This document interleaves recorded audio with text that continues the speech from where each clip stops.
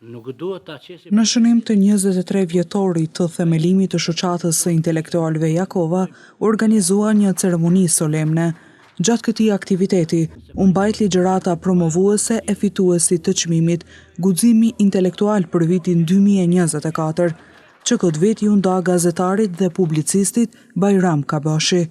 Kryetari i shoqatës Rushdi Sefa tha se shoqata gjithmonë ka qenë një kontribut modest, por të ndershëm në vlerësimin e figurave që kanë dhënë shembull në guximin e tyre intelektual. Sot jemi mbledhur për të shënuar 23 vjetorin të një rrugtimi të përbashkët, të punës dhe përpjekjeve tona për të ndikuar sadopak në rrjedhët e kohës që jetojmë.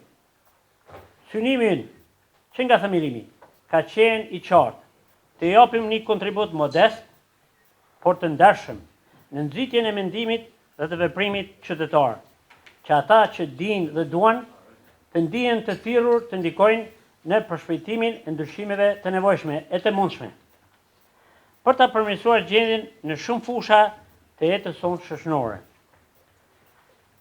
Nëse do të zgjatesha më shumë, do të përsërisja gjëra që secili prej jush i di mirë. Prandaj, më mirë është që sot të dëgjojmë njëri tjetrin, mendimet, vërejtjet dhe idetë tuaja. Për vitin 2024, gazetari dhe publicisti zoti Bajram Kabashi.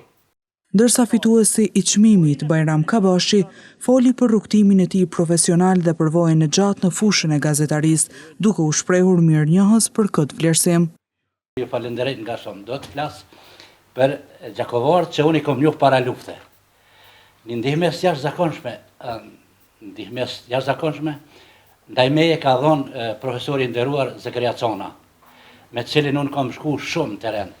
Kam shku ma shumë teren me Zakaria Conën se me shumë gazetar që kanë qenë, se unë kam qenë gazetar i terenit dhe me nej në redaksi mu ka dogë diçka e pakuptim, edhe s'vësha me nej thjesht, edhe kom pas një lidhje të veçantë me profesorin Zakaria Cona, i cili me ka ftu, po thuj, kudo që ka shku, qoftë në brendi Kosovës, qoftë edhe jashta Kosovës, qoftë në Plove, në Gusije, vele tjera, edhe nuk i harroj kur këshillat që i ka marrë prej tij.